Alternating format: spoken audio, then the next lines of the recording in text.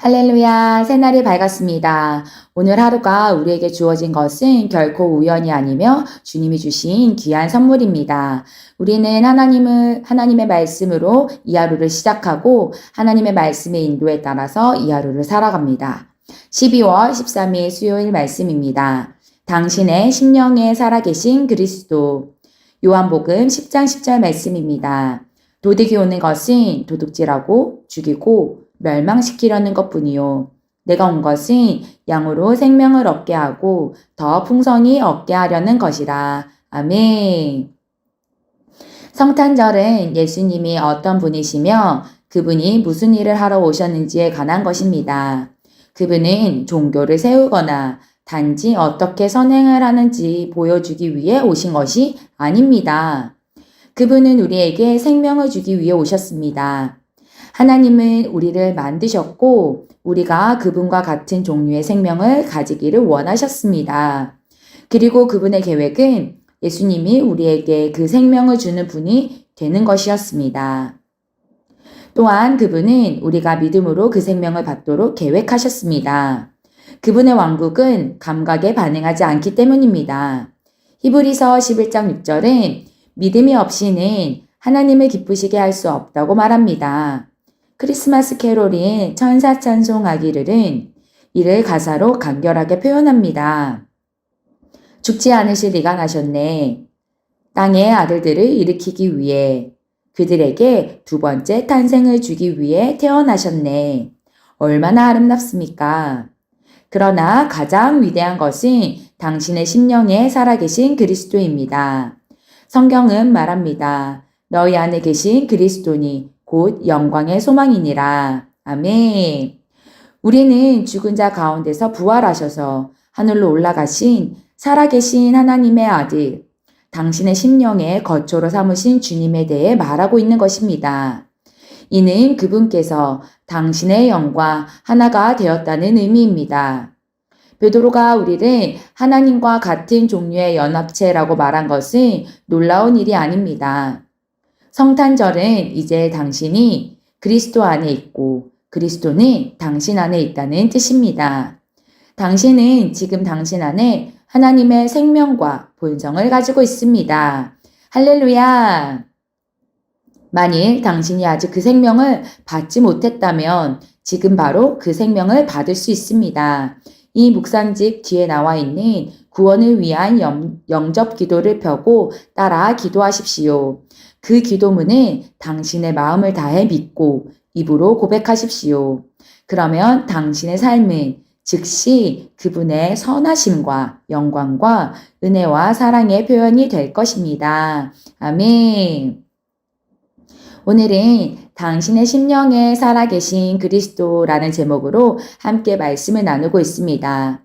요한복음 10장 10절은 말합니다. 도둑이 오는 것은 도둑질하고 죽이고 멸망시키려는 것뿐이요. 내가 온 것은 양으로 생명을 얻게 하고 더 풍성히 얻게 하려는 것이라. 아멘. 예수님이 이 땅에 오신 분명한 목적에 대해서 오늘 본문 말씀은 말하고 있습니다. 예수님은 종교를 세우기 위해서 이 땅에 오신 것이 아닙니다. 예수님은 선행을 어떻게 하는지 우리에게 보여주시기 위해서 이 땅에 오신 것이 아닙니다.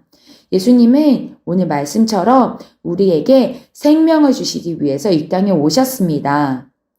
예수님은 우리에게 하나님과 같은 종류의 생명을 주시기 위해서 이 땅에 오셨습니다. 예수님은 우리에게 내가 곧 길이요 진리요 생명이니 나를 말미암지 않고는 하나님께로 올 자가 아무도 없다고 말씀하셨습니다. 예수님은 이 땅에 오셔서 우리를 위해서 십자가에 못 박혀 죽으시고 무덤에 묻히셨다가 3일 만에 부활하심으로 말미암아서 우리에게 구원이 되어주시고 또한 우리의 삶의 주인이 되어주셨습니다. 이 사실을 우리가 믿고 우리의 입으로 고백한다면 우리는 그 즉시 우리의 영은 새롭게 태어나고 우리의 신분은 하나님의 자녀로 사단의 종로를 타는 사단의 죄인된 자녀가 아니라 우리는 하나님의 사랑의 아들의 나라로 옮겨지는 놀라운 일이 일어나는 것입니다. 왜냐하면 우리의 정말 진짜 실체는 몸이 아니라 우리는 영적 존재이기 때문입니다. 하나님의 완벽한 창조 가운데 우리는 완벽한 영적 존재로 태어났습니다. 아담의 범죄한 이후에 모든 사람은 죄의 본성을 가지고 이 땅 가운데 살아갈 수밖에 없었습니다. 하지만 우리의 구원자가 되시고 주님이 되실 예수님께서 이 땅에 오심으로 말미암아서 우리는 예수님께서 이 땅에서 하신 그 일들을 통하여 우리는 하나님의 자녀가 될 수 있는 기회를 다시금 얻게 되었습니다. 오늘 하루 우리가 지내면서 정말 우리 안에 그리스도가 살아계시고 그리스도가 함께 우리와 동행하고 계신다는 사실을 우리는 알 수 있습니다.